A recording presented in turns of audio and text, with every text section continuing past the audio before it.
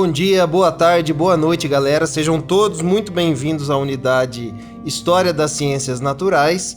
E nesse primeiro áudio eu vou dar uma orientação geral para vocês de como ela vai funcionar, como vão ser nossas atividades e qual tema a gente vai trabalhar. Primeira coisa, que bom que a gente está de volta, embora ainda não seja um contato físico e próximo, a gente vai se encontrar aqui por meio dos podcasts.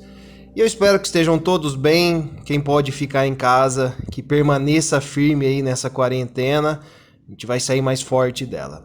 Galera, em relação a essa unidade, talvez vocês tenham se assustado com o número de professores, né? São 8 ao todo. Ela partiu de uma ideia minha e aí eu fui começando a fazer convites, né? Convidei todos os professores de Química, né? Então vão aparecer aqui também Jéssica, Pedro, Idélcio, Tauana. Convidei também professores das áreas de Biologia e Física. Então a gente vai ter a Fabiola e também teremos Ricardo e o John, representando a Física, tá? Ciências Naturais seria um conjunto dessas 3 disciplinas. Hoje em dia a gente tem essa separação, mas nem sempre foi assim, né? A origem dessas 3 ciências é a mesma. Elas vêm lá da filosofia grega, né? Aqueles filósofos eram chamados de filósofos naturais. Não havia essa distinção entre as disciplinas, até porque na verdade elas nem existiam, né? Depois que as ciências foram se fortalecendo, elas foram se especializando e aí surgiu essa divisão que persiste até hoje. Então você estuda hoje separadamente biologia, da química, da física e de todas as outras ciências. Mas tenha em mente que elas têm todas as mesmas origens.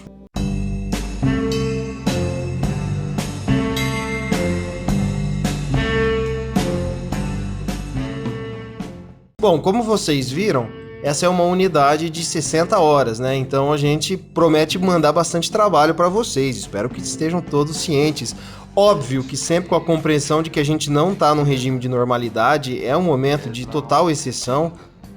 Estamos fragilizados de várias maneiras, né? Psicológica, às vezes com uma questão econômica, né? A normalidade está bem distante de nós nesse momento. Então a gente vai sim entender, vai ser mais maleável, não vamos sobrecarregar vocês, mas vamos ter um volume elevado de atividades por se tratar de uma unidade de 60 horas, tá? O quanto elevado vai ser? Eu vou explicar isso para vocês agora. Bom, eu defini aqui com os professores que nós vamos mandar materiais para vocês 2 vezes na semana. Afinal, uma unidade curricular de 60 horas normalmente é trabalhada 2 vezes na semana, né? E aí a gente tem aulas de 1h30. Óbvio que vocês não vão ficar escutando áudios de 1h30. A orientação é que a gente mande algo por volta ali dos 10 minutos, mais ou menos, tá? Esperamos não ultrapassar muito isso, porque a gente sabe que é difícil manter a concentração só tendo áudio depois de um certo tempo, tá? Então os dias definidos foram segunda-feira e quinta-feira. No grupo do Facebook, se você não acessou ainda o grupo, faça isso já. Tá lá no Facebook, História das Ciências Naturais. Todas as atividades e todos os áudios vão ser mandados por lá. Mas não necessariamente vocês têm que retornar alguma atividade para nós 2 vezes na semana. Tem temas que nós vamos falar que vão precisar de 2, 3, 4 aulas. Tem temas que vão se interromper em uma aula, tá? Então é o professor que vai dosando as atividades e a gente sempre vai tentar deixar um prazo longo para vocês irem se organizando, porque muitos é provável que estejam cursando outras unidades. Então conforme vocês vão recebendo, óbvio que é bom se organizar para não deixar as coisas acumularem lá pro final, beleza?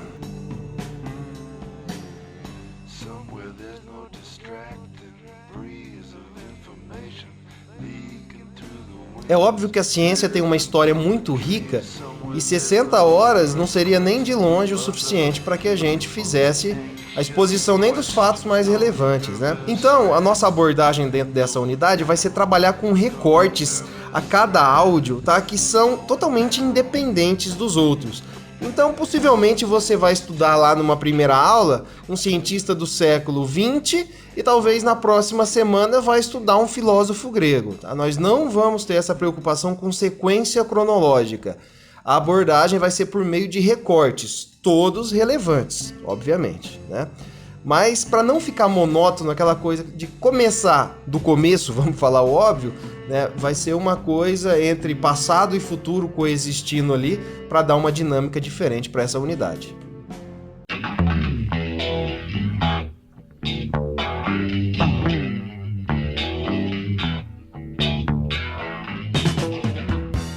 Perceba que eu falei do começo da história, mas a ciência não tem um começo da história, não tem uma data precisa.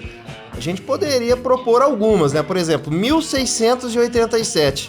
Foi nesse ano que o Newton publicou um livro muito importante a respeito de mecânica e gravidade. Tá? Mas se você considerar que a ciência começa ali, alguns nomes como Galileu Galilei e Kepler ficariam de fora, né? Porque eles vieram antes. Então não é uma boa data. Ou a gente pode definir 1543, quando Copérnico sugeriu que o Sol, e não a Terra, ocupava o centro do nosso sistema planetário. Mas aí também tem problema, porque você vai estar excluindo os filósofos gregos, que exerceram forte influência até o século XVIII. Quem já estudou a história da química, ou mesmo lá a unidade curricular Química 1, viu que nos primórdios da atomística, antes de que existisse um modelo atômico, né, ou seja, uma concepção racional a respeito do que seria o átomo, existia uma ideia, né, uma especulação filosófica a respeito dessa partícula elementar da matéria, e foi concebida justamente pelos filósofos gregos. Então vamos começar dali da Grécia. A ciência nasceu ali. Também tem um problema, porque você vai estar excluindo os egípcios, os babilônios, que são povos que têm grande importância na arquitetura, engenharia, pensa nas pirâmides do Egito, mas também na astronomia, principalmente os babilônios. Né? Os dias da semana são divididos em 7 justamente por causa desses caras. Ou seja, não tem um começo definido. Tá? É muito complicado. Então aí seria mais um argumento para a gente usar esses recortes não cronológicos.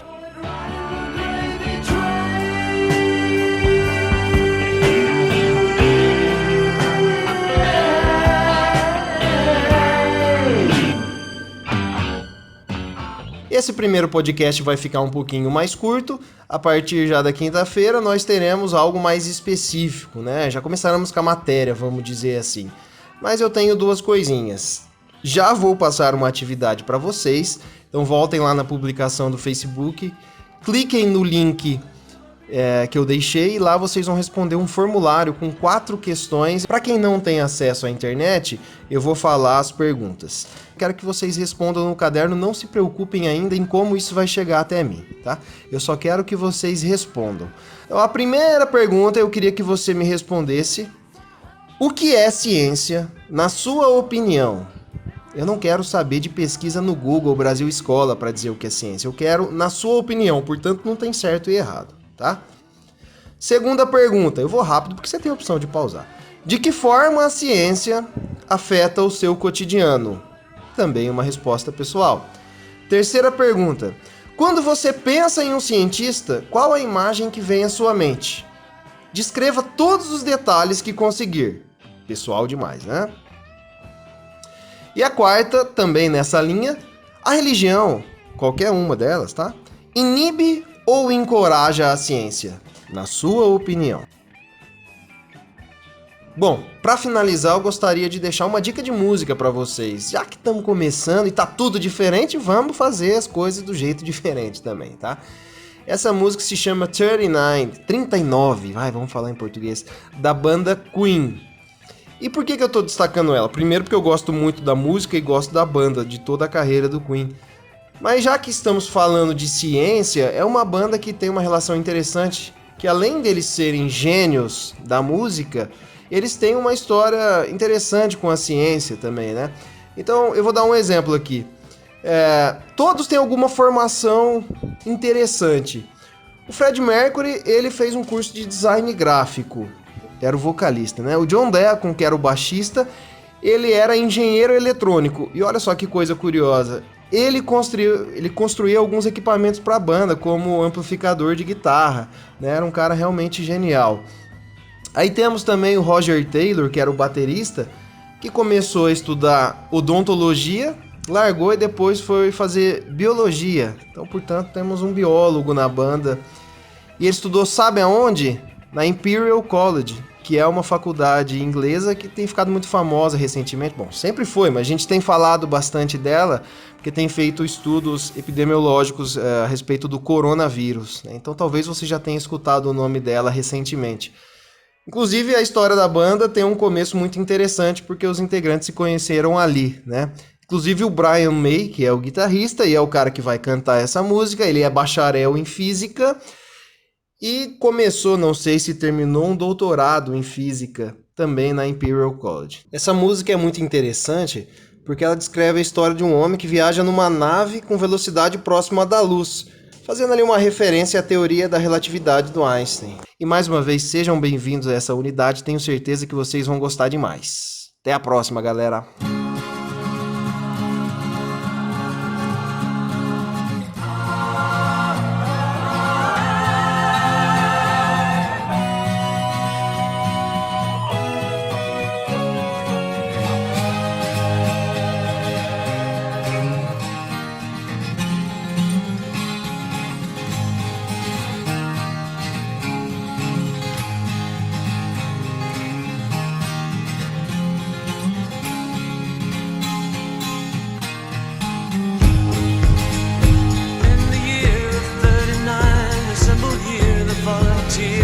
In the days when lands were few, here the ship sailed out into the blue and sunny morn, sweetest sight ever seen. And the night followed day, and the storytellers say that the score brave souls inside, for many a lonely day, sailed across the milky seas. Never look back, never fear, never cry.